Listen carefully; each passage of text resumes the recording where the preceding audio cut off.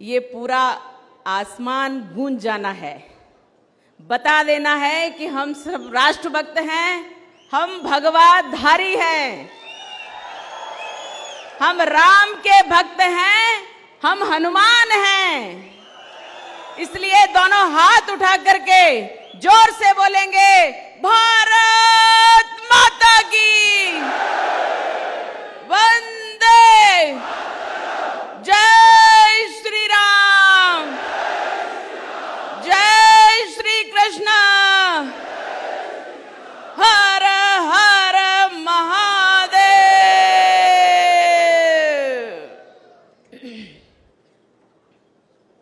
मंच पर आसीन माननीय जगदीश जी किरात, समस्त मंच पर विराजमान हमारे पदाधिकारीगण, आज के इस कार्यक्रम के सभी बंधु और भगिनी, समस्त विराजमान राष्ट्र भक्तों, राम भक्तों और हनुमान भक्तों, मेरा सिर्फ एक ही कहना है, जहां रहो अपनी पहचान रखो, अपना अस्तित्व बनाए रखो।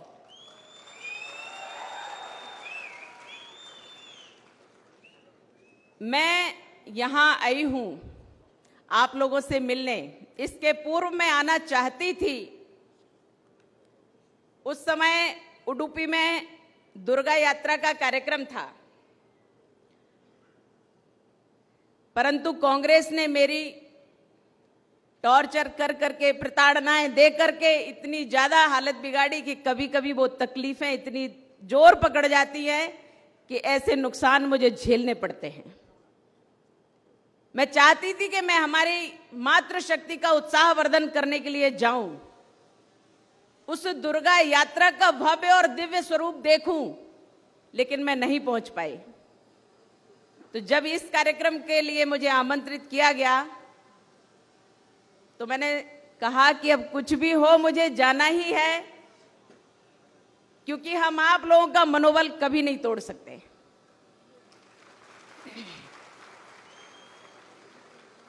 कोई भी स्थान,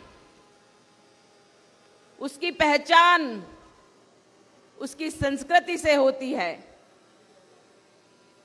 उसके यहाँ के लोगों से होती है, वहां के धार्मिक स्थलों से होती है।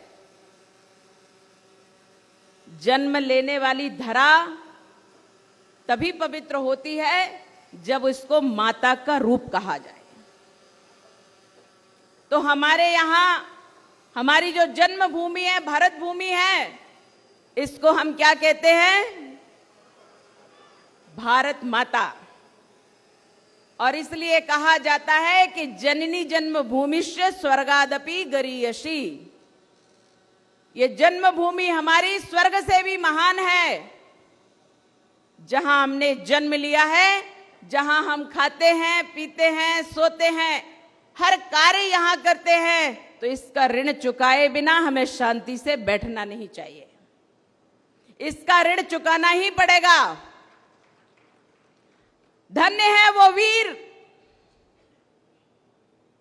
जिन्होंने यहां स्वतंत्रता के पश्चात भी अपनी आहुति दी, अपने प्राणों की आहुति दी, और हमारे देश, हमारे इस शिमोगा के लिए, हमारे दक्षिण कर्नाटक के लिए, हमारे कर्नाटक प्रदेश के लिए बलिदान किया। मैं शत शत नमन करती हूं उनको। विधर्मी तो अपनी चाल चलते हैं, विधर्मी तो अपनी चाल चलने के लिए आज से नहीं, जन्म ही इसके लिए लेते हैं कि हमें कभी सत्य पर नहीं चलना, हमें कभी धर्म पर नहीं चलना। पर सत्य और धर्म पर चलने वाले लोग ऐसे लोगों को मुंहतोड़ जवाब देते हैं। मुगल काल में अगर हम चाहते हैं तो मुगल काल में औरंगजेब को धाराशाही करने वाला कोई और नहीं, हमारे महावीर शिवाजी महाराज थे। उन शिवाजी महाराज, जिन्होंने स्वयं तो बलिदान किया, लेकिन उनके पुत्र ने भी अपार कष्ट सहे और बलिदान किया। हम जान देना भी जानते हैं और जान लेना भी जानते हैं। जब हमारे देश और धर्म पर, हमारी मातृशक्ति पर कुठाराघात होता है, उस समय हम उन परिस्थितियों को नहीं देखते कि हम कायर बनकर घर में बैठे रहें। तो जान देने वाले, अपनी प्राणों की आहुति देने वाले, स्वतंत्रता के पश्चात भी आहुतियां दी है उन्होंने। मैं कुछ वीरों के नाम ले रही हूं जिन्होंने अपने प्राणों की आहुति दी है, लेकिन जिनके नाम मैं नहीं जान पाई हूं या जिनके नाम मैं संकलित नहीं कर पाई हूं, उन वीरों को भी नमन करती हूं। शिव मूर्ति जो ब्रह्मलीन हुए 1948 में, इन्हीं कायर मुगलों ने उनको मारा और वो वीर गति को प्राप्त हुए। ये कहीं और के नहीं, ये हमारे कर्नाटक, हमारे दक्षिण कर्नाटक के ही थे। विश्वनाथ शेट्टी स्वर्गवासी हैं, ब्रह्मलीन हैं। श्री विश्वनाथ शेट्टी जी भारतीय जनता पार्टी के कार्यकर्ता थे, युवा कार्यकर्ता थे। कार्यक्रम के पश्चात घर जा रहे थे, कायरों ने उनको मारा। श्री गोविंदराज 1979 सिर में तलवार मारी गई, उसमें क्रॉस बनाया गया। इस तरह से उनके सिर में तलवार मार करके उनके 4 टुकड़े किए गए। हमारे श्री गोविंदराज जी को वो क्या करने गए थे? वो उन मुगलों के पास गए थे, उन आतताइयों के पास, उन पीएफआई वालों के पास गए थे कि ये सब क्या कर रहे हो, शांति बनाए रखो। इसका क्या अर्थ है? एक दूसरे से मिलकर रहते हैं। क्या उन्हें ये भाषा पसंद आती है? इसलिए षटे शाट्यम समाचरेत, ये हमारे शास्त्रों में कहा गया है कि षट के साथ षट जैसा व्यवहार करना चाहिए। ये शांति की बात कर रहे थे और गोविंदराज जी को उन्होंने तलवारों से काट दिया। गोकुल जी 2005 में प्रातः घर से निकले, बजरंग दल के वीर योद्धा थे, कार्यकर्ता थे, उनको मार दिया। हर्षा, जिनको भी ज्यादा दिन नहीं हुए हैं, इस परमवीर को शत विक्षत कर दिया काट करके।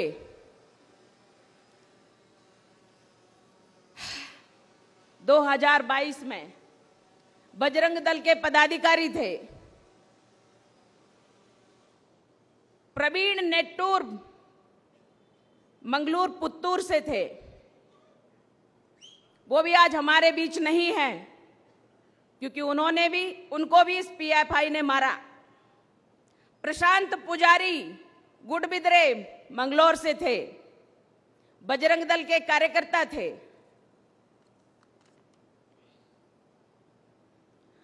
रुद्रेश जी बेंगलुरु राष्ट्रीय स्वयंसेवक संघ आरएसएस के स्वयंसेवक थे, पथ संचलन में जा रहे थे, पथ संचलन के पश्चात उनकी हत्या कर दी।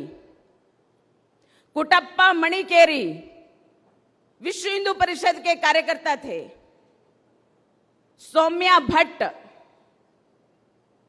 ये कभी ये भी नहीं विचार करते कि ये नारी शक्ति है, ये मातृ शक्ति है, लेकिन इसके साथ किसने दुर्व्यवहार किया? ये कभी मुस्लिम फौजियों में नहीं जाते, फौज में नहीं जाते। अगर जाते तब भी इनकी बुद्धि शुद्ध नहीं होती और तब भी ये राष्ट्रभक्त नहीं बन पाते। और इसलिए फौज से छुट्टी में आता है, इस सौम्या भट्ट के साथ दुर्व्यवहार करता है, उसको मार देता है, और जब इसको जेल होती है तो जेल से फरार हो जाता है और आज तक फरार है। इन सभी वीर और वीरांगनाओं को मेरा शत शत नमन, बारंबार प्रणाम, कि अपने कर्तव्य को करते हुए देश के प्रति अपनी आहुति दी। लेकिन मैं आपको बताना चाहती हूं कि अब समय मरने का नहीं, अब समय मारने का है। मैं कुछ बोलती हूं तो कहा जाता है ये भारतीय जनता पार्टी की सांसद हैं, तो मैं भारतीय जनता पार्टी की सांसद कैसे बनी? हां, मैं सांसद हूं, हां मैं लोगों के अधिकार के लिए लड़ती हूं, हां मैं संसद में जनता के अधिकारों की बात करने के लिए गई हूं। जब संसद में कोई भी हिंदुओं की बात होती है, साधु संतों की हत्याएं पाल घर में हो जाती हैं, उनकी आवाज कोई नहीं उठाता, सिर्फ और सिर्फ साध्वी प्रज्ञा सिंह उठाती है। क्यों?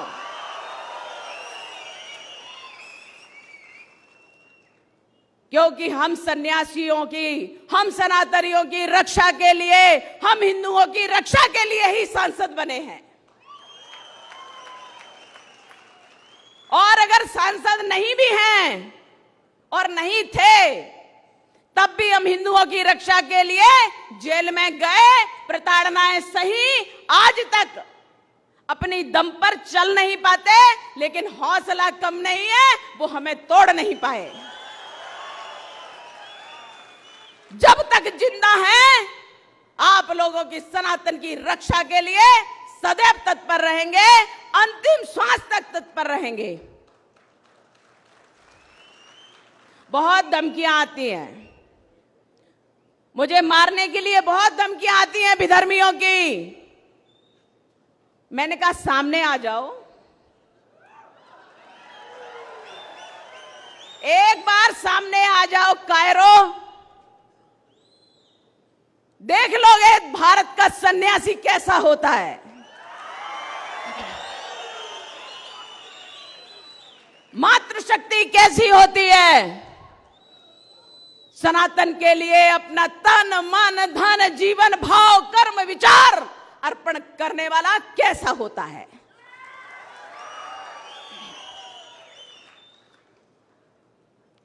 हम डर कर नहीं, हम डरा कर जीते हैं। और इसलिए कोई ये ना कहे कि मैं आज सांसद के रूप में बोल रही हूं। सांसद तो राजनीतिक दायित्व है, मैं उसको संसद में पूरा करती हूं, लेकिन आज मैं सन्यासी, आज मैं सनातनी, आज मैं नारी शक्ति के रूप में बोल रही हूं, और वह स्वीकार करिए। राजनीति का कोई भरोसा नहीं होता, कभी 5 साल हो, कभी 5 साल नहीं हो, लेकिन सन्यासी सदैव रहता है। सन्यासी कभी नहीं मरता, वो तो मरकर ही सन्यासी बनता है।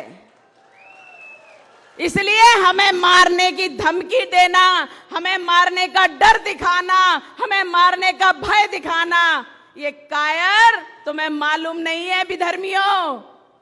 अरे किसको मारोगे? हमारे यहां तो सनातन में पुनर्जन्म लेते हैं हम। मैं जेल में बैठी थी, ऐसे ही मन में आया, कांग्रेसी कहते थे क्या हुआ, कश्मीर दे दो, कश्मीर में बड़ा क्लेश है, कश्मीर दे दो उनको।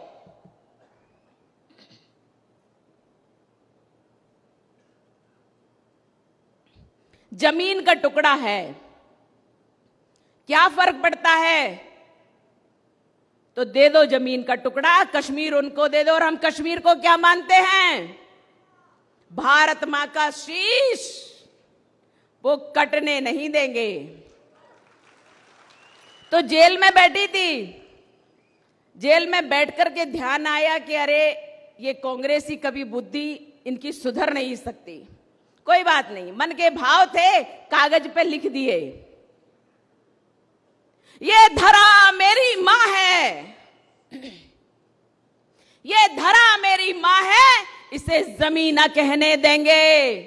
जीना है तो औलाद बनकर, वरना यहां मरने भी न देंगे। ये धरा मेरी मां है, इसे जमीन न कहने देंगे। जीना है तो औलाद बनकर, वरना यहां मरने भी न देंगे। तू फिक्र न कर, हमें मारने के लिए चले थे। तो मैंने कहा कि मुझे मार के क्या पाओगे, हम तो मरते भी नहीं, हम तो फिर से आ जाते हैं। तो मैंने कहा तू फिक्र न कर, मैं तो मरकर भी आऊंगी तेरी मैयत में, तो मैं तो हम कब्र में भी महफूज ना रहने देंगे। जीना है तो औलाद बनकर, वरना यहां मरने भी ना देंगे।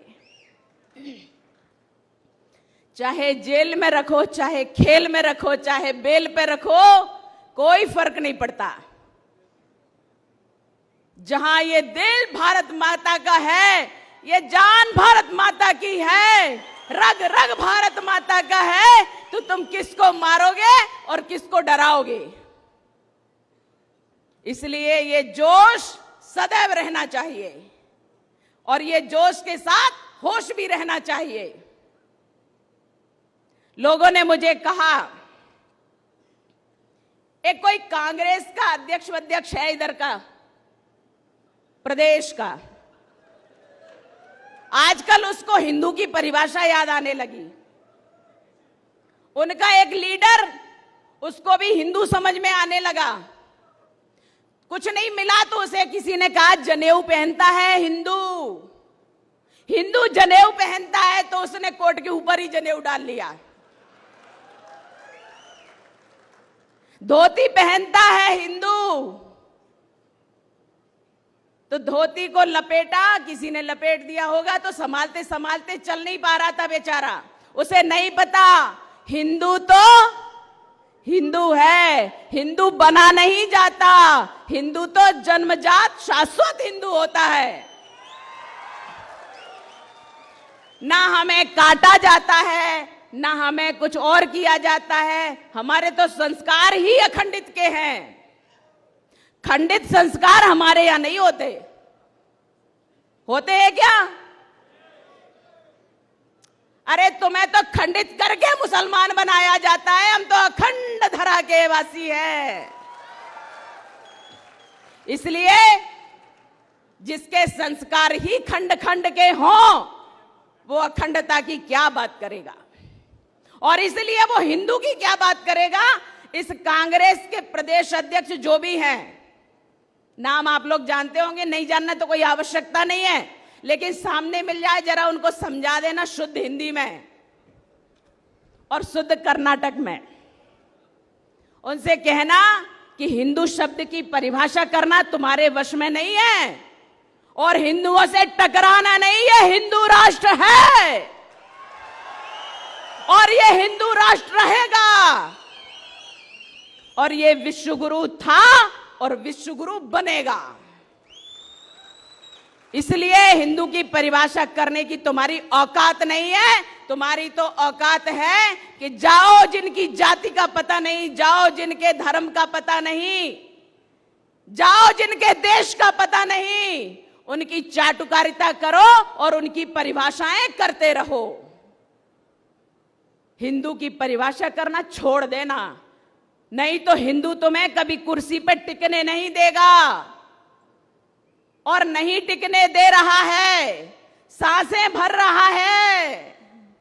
इसलिए देख रहे होंगे आप, ये राजनीतिक भाषण नहीं दे रही हूं मैं, तो सन्यासी हूं, सदैव सन्यासी भाव में बोलती हूं, इसलिए मैं राजनीतिक भाषण नहीं देती। लेकिन मुझे पता है कि कौन धर्म के साथ है और कौन धर्म के साथ नहीं है। मैं तो चुनाव जब लड़ी भाजपा भोपाल में, तो मैंने एक ही बात कही, जनता से मैंने एक ही बात कही कि हम धर्म के साथ हैं और अगर आप धर्म के साथ हैं तो वोट करिए, तो मुझे जिताइए।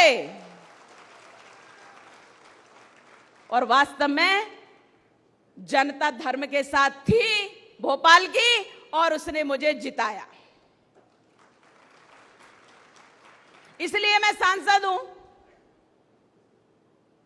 माननीय प्रधानमंत्री मोदी जी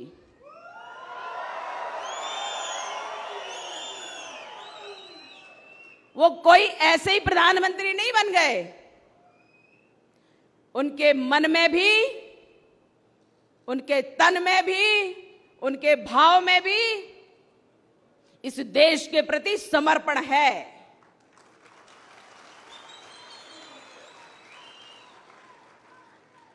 गोधरा में 56-58 हिंदुओं को ट्रेन में भून दिया।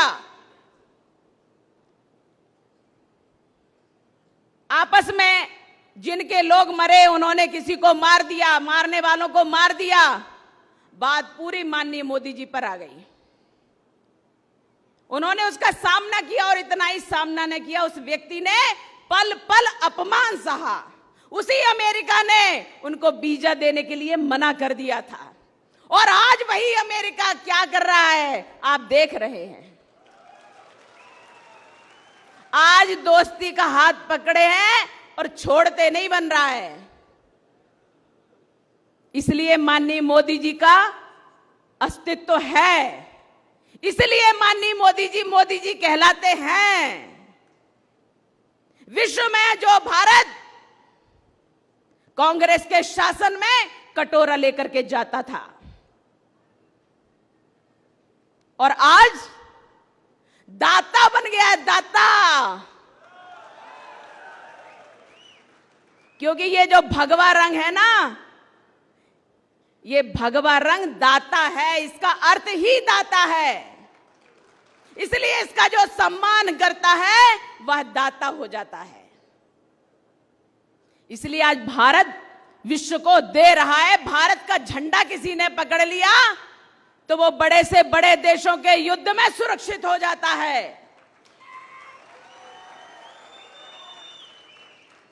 पहले अगर हमले होते थे भारत में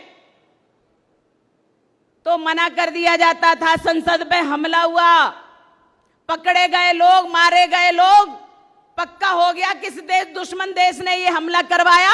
लेकिन कांग्रेस का शासन था, कांग्रेस की माता उन आतंकवादियों के लिए रोई, आंसू बहाए, लेकिन पाकिस्तान पे उंगली नहीं उठा पाई।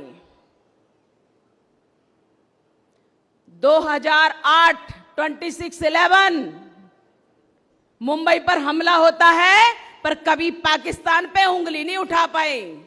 सबको पता है किसने किया और किसने करवाया। लेकिन जैसे ही माननीय प्रधानमंत्री मोदी जी का शासन आता है, पाकिस्तान तिरछी निगाह करता है और माननीय मोदी जी की सेना उनके घर में घुस करके मारती है। क्या हो गया? इतनी जल्दी क्या परिवर्तन हो गया? तो परिवर्तन सिर्फ था कि हमारे सैनिकों को खुली छूट दे दो कि जो दुश्मन है उसको ठोको और जो अपने दोस्त हैं उनको समेटो। बस इतनी सी है कि जो दुश्मन है उसको ठोको। शिमोगा में मैं आई तो पता चला कि इतना ज्यादा आतंक फैला हुआ है और लोग तुष्टीकरण करते हैं, गंगा जमनी तहजीब बताते हैं। तो ये क्या है गंगा जमनी तहजीब? अरे गंगा भी हमारी है, यमुना भी हमारी है, सरस्वती भी हमारी है, कावेरी भी हमारी है, और सिंध भी हमारी है, सतलज भी हमारी है, सब हमारा है। तो तुम्हारी तहजीब कहां से घुस गई? तुम्हारी तहजीब कहां से आ गई? कौन तुम? हम वो समझौते कभी नहीं करते जो कुष्ठ रोग बन जाएं, और इसलिए भूल जाना, गंगा जमनी तहजीब ये सब संस्कार हमारे हैं कि हमने तुम्हें शरण दी और ये हमारी गलतियां रही। भारत ने जब जब अपनी संस्कृति का उद्घोष किया, भारत ने अपनी संस्कृति के अनुसार अतिथि देवो भव ये कहा, वही हमारे लिए नासूर बन गया। लेकिन फिर भी हम चिंता इसलिए नहीं करते, हमारी संस्कृति को हम जीवित हैं और जीते हैं। हम आज भी कहेंगे अतिथि देवो भव, लेकिन अतिथि अगर हमारे घर का मालिक बनना चाहेगा तो उसको जवाब देना भी हमें आता है।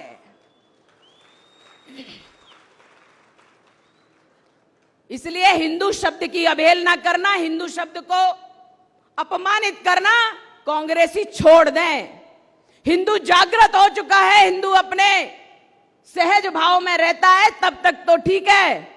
लेकिन अगर कोई इधर से उधर से आकर के कुछ बोलते हैं या हमारी संपदा का अपमान करते हैं, हमारे मानदंडों का अपमान करते हैं, तो उन्हें छोड़ा नहीं जाएगा। और ये आप लोग सदैव याद करके रखिए। हिंदू उग्रवादी है, हिंदू नीच है, तो अगर हिंदू उग्रवादी होता तो आज विधर्मियों के अस्तित्व यहां ना होते। आज तुम्हारी शक्लें यहां दिखती नहीं। अभी एक कांग्रेस के किसी नेता ने कहा अब ये भारत रहने लायक नहीं बचा है, अब हमारे बच्चे यहां सुरक्षित नहीं। वो अपने बच्चों से बात कर रहा था, विदेश में रह रहे थे वो। बेटा अब यहां ये देश जो है ना रहने लायक नहीं बचा है। तो किसने कहा तुम रहो? किसने कहा?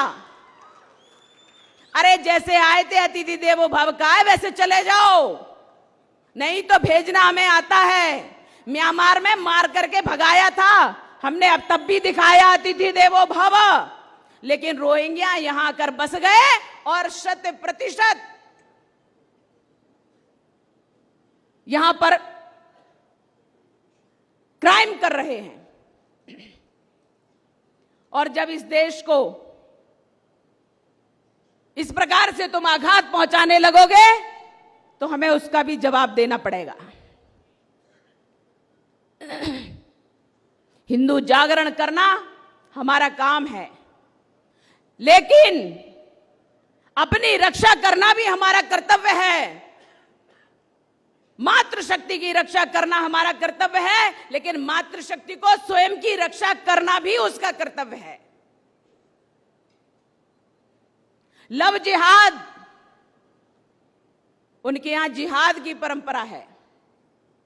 कुछ नहीं मिला तो लव जिहाद कर दिया, प्रेम भी करेंगे तो उसमें भी जिहाद करेंगे। तो हमारे यहां भी प्रेम किया जाता है, भगवान से किया जाता है। सन्यासी भगवान से प्रेम करता है, लेकिन सन्यासी कहता है कि भगवान से प्रेम करते हैं, भगवान की बनाई हुई इस दुनिया में जितने अत्याचारी हैं, अनाचारी हैं, पापाचारी हैं, उनको यहां से समाप्त करो, नहीं तो ये प्रेम की परिभाषा यहां पल नहीं पाएगी।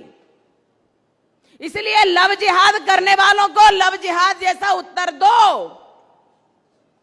अपनी लड़कियों को सुरक्षित रखो, अपनी लड़कियों को संस्कारित करो, अपने घर में हथियार रखो। कुछ नहीं तो सब्जी काटने वाला चाकू जरा तेज रखो। स्पष्ट बोल रही हूं, स्पष्ट बोल रही हूं कि हमारे घरों में भी सब्जी काटने के लिए हथियार तेज होना चाहिए। उन्होंने चाकू से हमारे हर्षा को गोदा था,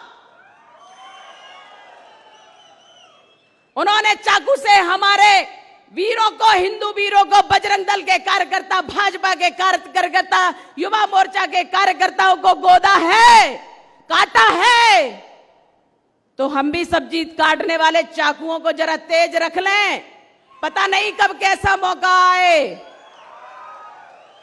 तो जब हमारा सब्जी अच्छे से कटेगी तो निश्चित रूप से दुश्मनों के मुंह भी और सिर भी अच्छे से कटेंगे।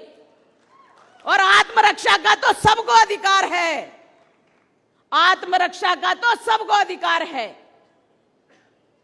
अगर हमारे देश में, हमारे घर में घुस करके कोई आता है, आक्रमण करता है, तो आक्रमण का उत्तर देना भी हमारा कर्तव्य है। और यदि हमारी मान मर्यादा पर कोई आक्रमण करता है तो उसका जवाब भी देना हमारा अधिकार है। लेकिन गलतियां माता और पिता ना करें। आप मिशनरी में बच्चों को मत पढ़ाइए। जिस दिन आप अपने बच्चों को मिशनरी के दरवाजों से प्रवेश करवाते हैं, उस दिन से आपको, आपके बुढ़ापे को वृद्धाश्रम के दरवाजे खुल जाते हैं। क्योंकि वो आपकी संस्कृति नहीं रहती, संस्कृति में नहीं रहते, वो बच्चे आपके नहीं रहते हैं, वो ओल्ड एज होम की परंपरा में पलने लगते हैं। इसलिए बच्चे सेल्फिश हो जाते हैं। अपने घर में पूजा पाठ करो, बच्चों को सिखाओ, अपने धर्म और शास्त्रों का अध्ययन करो, बच्चों को उसमें सम्मिलित करो, अपने यहाँ के संस्कार दो, उसमें बच्चों को सम्मिलित करो, जिससे बच्चे अपनी संस्कृति और संस्कारों को जाने, उसमें रहें, उसमें जिएं।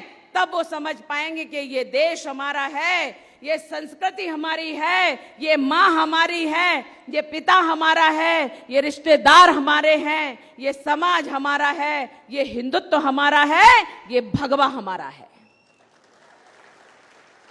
और जब ये भावना साथ होगी तभी हम किसी की रक्षा के लिए खड़े हो सकते हैं।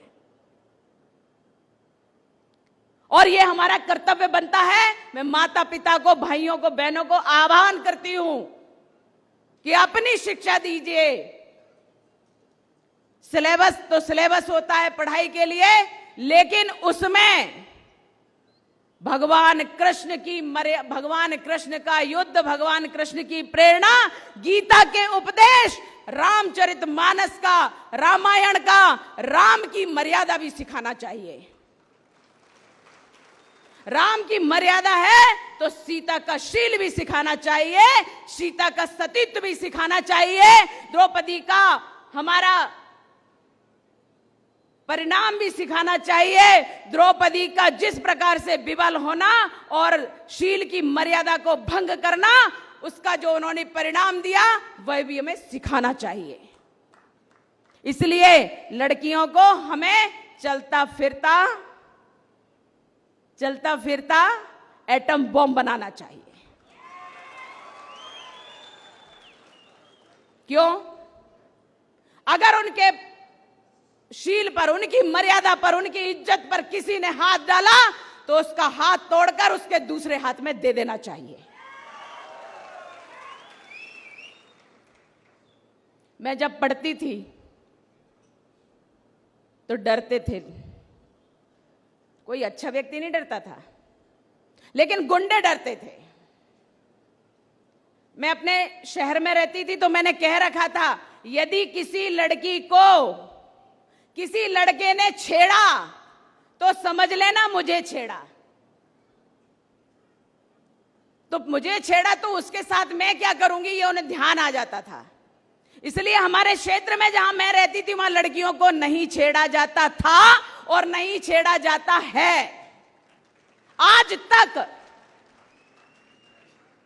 ये शान, ये स्वाभिमान, ये अस्तित्व हमें बनाकर रखना चाहिए।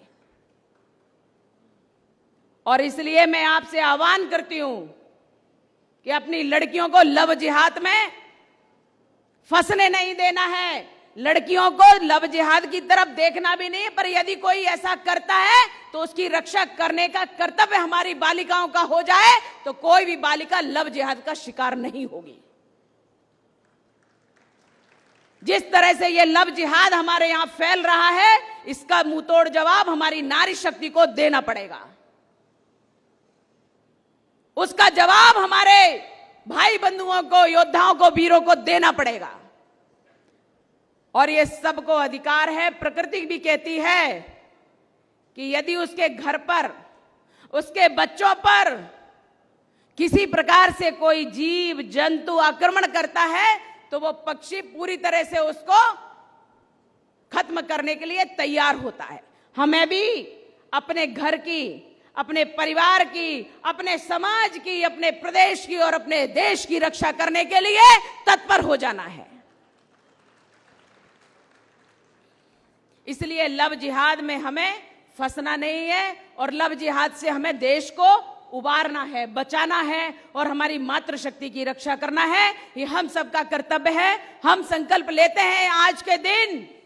मैं आई हूं इसलिए मैं अपने समक्ष कह रही हूं कि हम नारी की रक्षा करेंगे तो 3 बार बोलेंगे जय श्री राम, जय श्री राम, जय श्री राम। क्या हम अपनी नारी शक्ति की, अपनी माता की, अपनी बहनों की, अपनी पत्नी की और इस नारी शक्ति के साथ हमारी भारत माता की रक्षा करने के लिए तैयार हैं? जय श्री राम, जय श्री राम। ये हमारा संकल्प है और इसको पूरा करना हमारा कर्तव्य है।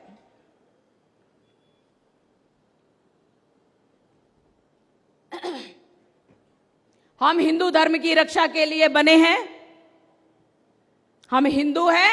सबको अधिकार है इस बात का कि हम हिंदू हैं तो हमारे ऊपर कोई कुठाराघात ना करे। अभी तक के शासनकाल में स्वतंत्रता जब से मिली नहीं, प्राप्त की। स्वतंत्रता जब से प्राप्त की उसके पश्चात सदैव से भगवा पर, हिंदुओं पर, हिंदुत्व पर, सनातन धर्म पर कुठाराघात होता रहा है। अब जब माननीय प्रधानमंत्री मोदी जी आए, उन्होंने कहा सबको अपने पूजा पद्धति का अधिकार करने का स्वतंत्रता से अधिकार है, कोई किसी के अधिकारों को छीनेगा नहीं। तो शायद तकलीफ होने लगी। क्यों होने लगी? क्योंकि अब हिंदुओं को भी अधिकार मिलने लगे। अब हमारे मठ और मंदिर भव्य रूप में आने लगे। हमारे प्रभु रामचंद्र जी की जन्मस्थली, अवतार स्थली अयोध्या में भव्य राम मंदिर बन रहा है और वह मंदिर भव्य रूप जैसे जैसे ले रहा है, हमारे राष्ट्रीय स्वाभिमान हमारा बढ़ता चला जा रहा है। राम भक्तों का स्वाभिमान बढ़ रहा है, राष्ट्र भक्तों का स्वाभिमान बढ़ रहा है। प्रभु रामचंद्र जी का मंदिर बन रहा है। इसलिए जोर से बोलेंगे जय श्री राम। काशी विश्वनाथ में महादेव अपना विराट रूप ले रहे हैं। महादेव ने अपना भव्य मंदिर बना लिया है। कहीं कोई इधर उधर दीवार खड़ी होगी उसके लिए विधर्मी रो रहे हैं, लेकिन हम न्याय लेने के लिए तैयार हैं और किसी के साथ जबरदस्ती नहीं की। इस धरा पर जितना भी उपद्रव हो रहा है इसको शांत किया जा रहा है बड़ी शांति से, कोई और नहीं, न्यायालय में न्याय हो रहा है। ये है अच्छे दिन। जब न्यायालय न्याय करने लगे तो समझ लो अच्छे दिन आ गए। जब संसद में हमारे देश और धर्म की बात होने लगे, सीमाएं सुरक्षित होने लगे, तो समझ लो अच्छे दिन आ गए। तो हम अच्छे दिन में जी रहे हैं। लोगों ने बड़ा मजाक बनाया कि अच्छे दिन आएंगे। मैं कहती हूं अच्छे दिन आ गए हैं।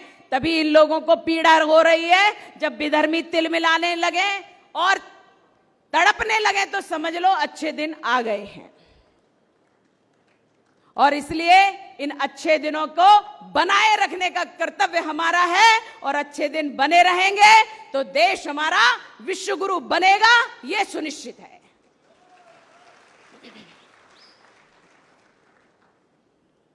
आज हम इसलिए भी इकट्ठे हैं, उद्देश्य हमारा हिंदू जागरण का है, उद्देश्य हमारा जन जागरण का है, उद्देश्य हमारा हिंदुओं में चेतना लाने का है। इसलिए संगठन की भी आवश्यकता पड़ती है कि हम संगठित क्यों हों। तो यह कहा जाता है कि संगे शक्ति कलयुगे, कलयुग में संगठन में ही शक्ति है। और मुझे लगता है हर युग में संगठन में शक्ति होती है, पर जब सद्व्यवहारी लोगों के, सदाचारी लोगों के संगठन बनते हैं तो वातावरण अच्छा बनता है, और जब दुराचारी लोगों के संगठन बनते हैं तो विध्वंस होता है। इसलिए हमें अच्छे सदाचारी, सभ्य और धार्मिक संगठनों का गठन करना है। राष्ट्र में राष्ट्र चेतना लाने के लिए हिंदुओं में चेतना लाना है और ये काम आज से हमारा हर व्यक्ति करेगा। यहां बैठी मातृशक्ति भी करेगी, यहां बैठे हमारे बंधु बांधव भी करेंगे, मंच पर बैठे हमारे अतिथिगण सब करते ही हैं, इसलिए आज आप सामने हैं। तो अब कोई हर्षा ना बने, अब कोई शिव मूर्ति ना बने, गोविंदराज ना बने, गोकुल और प्रवीण प्रशांत पुजारी ना बने, इसके लिए हमें तत्पर रहना है। और अब किसी प्रकार से आक्रमण, किसी प्रकार से अत्याचार, अनाचार सहन नहीं करना है, ये भी संकल्प आज से लेंगे, तभी हम सुरक्षित रहेंगे। निश्चित रूप से हमने एक बात कही कि हर घर में हथियार होना चाहिए। हो सकता है इसको कहा जाए गैर कानूनी है, पर मैं कहती हूं अपनी आत्मरक्षा के लिए हथियार रखना आवश्यक है। और अपने आत्मरक्षा के लिए, समाज रक्षा के लिए, राष्ट्र रक्षा के लिए, हिंदुत्व रक्षा के लिए, अपने देश की रक्षा के लिए हमें हर प्रकार से तैयार रहने का भी अधिकार है और हमें रहना चाहिए। इसलिए हमें अगर आर्म्स का लाइसेंस की आवश्यकता होती है, आप खतरे में हैं, आपके ऊपर किसी प्रकार से कोई दुश्मनी बहुत ज्यादा है, देश के दुश्मन आपके पीछे पड़े हैं, समाज के दुश्मन आपके पीछे पड़े हैं, आप लाइसेंस भी रखिए, जिससे षडे शाट्यम समाचरित टिट फॉर टैट होना चाहिए।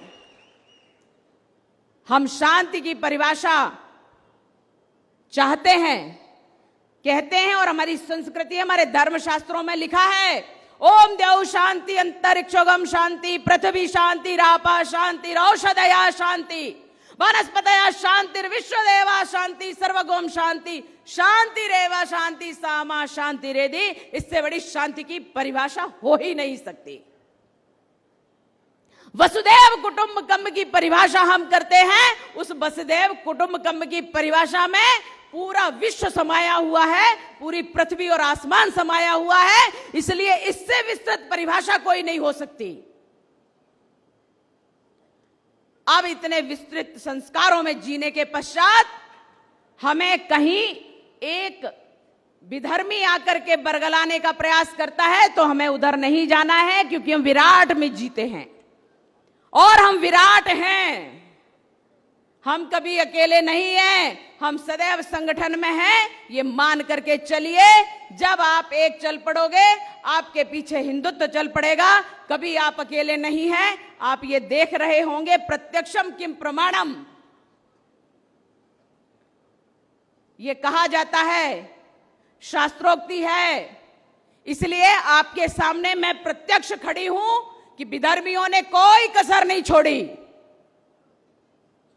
खत्म करने में कोई कसर नहीं छोड़ी, प्रताड़नाओं में कोई कसर नहीं छोड़ी। हम 9 वर्षों तक बिस्तर पे थे, बिस्तर पर,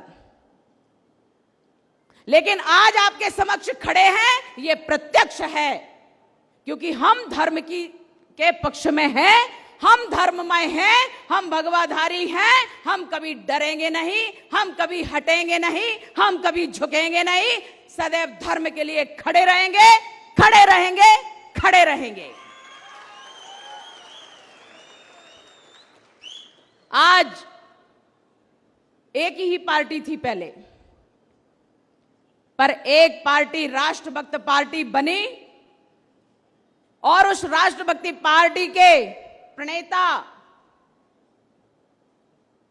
देशभक्त, विकास पुरुष अटल बिहारी जी का जन्मदिन है। उनके जन्मदिन की आप सभी को बहुत बहुत बधाई। ऐसे नेता हमारे बीच में जो देश को एक करने के लिए, देश में अपनी पार्टी का प्रचार करने के लिए, देश में विकास के नाम से जाने जाते हैं, गांव गांव को सड़कों से जोड़ा है और गांव से लोग शहर में आए और शहर में व्यवसाय करें, अपनी अच्छी स्थिति बनाएं, ये आवश्यक हो गया है। और इसलिए माननीय प्रधानमंत्री ग्राम सड़क योजना हमारे अटल जी ही लेकर के आए थे। हम आज उनको इस बात के लिए भी धन्यवाद देते हैं कि भारत बदल रहा है। ये पार्टी की बात है, लेकिन ये देश की बात है कि हमारा देश उन्नत कहां से होना प्रारंभ हुआ, उन्नत कैसे होना प्रारंभ हुआ, उनको भी हम धन्यवाद देना नहीं भूलेंगे। अभी बड़ा बवंडर हो गया, CAA आया लेकिन बवंडर हुआ। दिल्ली में तो परमानेंट कैंप लग गया, और भी प्रदेशों में कैंप लगने लग गए। CAA कोई विरोध नहीं करना चाहिए, लेकिन किया। अभी एक और चल रहा है विषय, कॉमन सिविल कोड। लोगों ने कहा आना ही चाहिए। अरे ये तो सत्य है कि आना चाहिए, आना भी चाहिए। जो देश की आवश्यकता है वो जरूर होना चाहिए। जिस तरह से जनसंख्या बढ़ रही है, माताओं की तरफ ध्यान नहीं दिया जाता, माताओं का स्वास्थ्य बिगड़ता जाता है, महिलाएं अधिक बीमारी का ग्रसित हो रही हैं, बीमारी से बच्चे कुपोषित होते हैं। अधिक संख्या में बच्चे जब होंगे तो कुपोषित होंगे ही। सरकार इनके सबकी व्यवस्था कर रही है। सरकार इनके लिए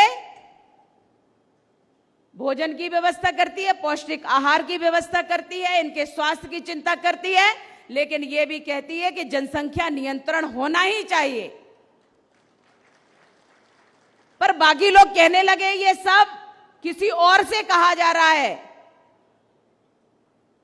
ये किसी और के विशेष के लिए लाया जा रहा है, तो इसका विरोध पहले से प्रारंभ हो गया।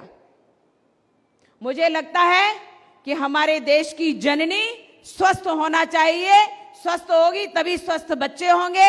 जनसंख्या नियंत्रण होना ही चाहिए। इसके समर्थन में हम सबको होना चाहिए, होना चाहिए, बिल्कुल। और क्या होना चाहिए? कोई आपकी इच्छा में, आपके मन में कोई ऐसा भाव हो कि हमारे देश के, जो हमारे देश में आते हैं अतिथि के रूप में बनकर के, जो कभी जबरदस्ती यहां पर वो अशुद्धता फैलाते हैं, क्रिमिनल्स बन जाते हैं, जबरदस्ती का बोझ बने हैं, हमारे देश की जो सहिष्णुता है उस पर कुठाराघात करते हैं, और अनाप शनाप जो तमाम जनसंख्या बाहर से आकर के यहां निवास करने लगती है, जिसका यहां कोई अधिकार नहीं है, फिर भी तो कौन सा आना चाहिए? कुछ नियम कानून बनना चाहिए क्या?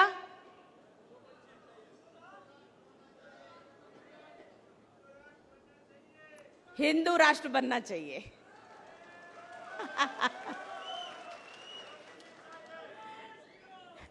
तो ठीक है, हिंदू राष्ट्र बनेगा तो सब सुखी रहेंगे। हिंदू राष्ट्र बनेगा तो सभी स्वतंत्र रहेंगे, सभी अच्छे से रहेंगे, सभी सहिष्णु रहेंगे, सभी सुरक्षित रहेंगे। लेकिन जनसंख्या नियंत्रण होना ही चाहिए, तभी हमारे यहां सभी सुरक्षित भी रहेंगे, सभी अच्छे से रहेंगे, सबको व्यवसाय मिलेगा, सब कमाएंगे, खाएंगे, कहीं कोई दुख का भागी नहीं होगा, ये मुझे लगता है। और इसलिए आपकी सब भावनाएं मैं भी संसद में पहुंचाऊंगी। वो होना चाहिए, जो नहीं है जरूरी वो कदापि नहीं होना चाहिए। बस मैं इतना कहूंगी कि जब शिवाजी की रणनीति अपनाने का अवसर आए तो पीछे नहीं हटना चाहिए, अपनी सुरक्षा जरूर करना चाहिए, मनोबल कभी कमजोर नहीं करना चाहिए। हम हिंदू हैं, हिंदू राष्ट्र बनेगा, भारत विश्व गुरु बनेगा, और हमें हिंदू ही रहना है, ये संकल्प लेकर के हमें यहां से जाना है। भारत माता की, भारत माता की, भारत माता की जय श्री राम, जय श्री कृष्ण, हर हर महादेव।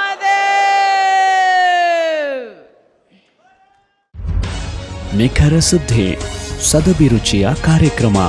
ನೀವು ನೋಡ್ತಾ ಇದ್ದೀರಾ ಕಹಳೆ ನ್ಯೂಸ್, ಸಮಾಜದ ಜಾಗೃತಿಗಾಗಿ ವಸ್ತುನಿಷ್ಠ ವರದಿ.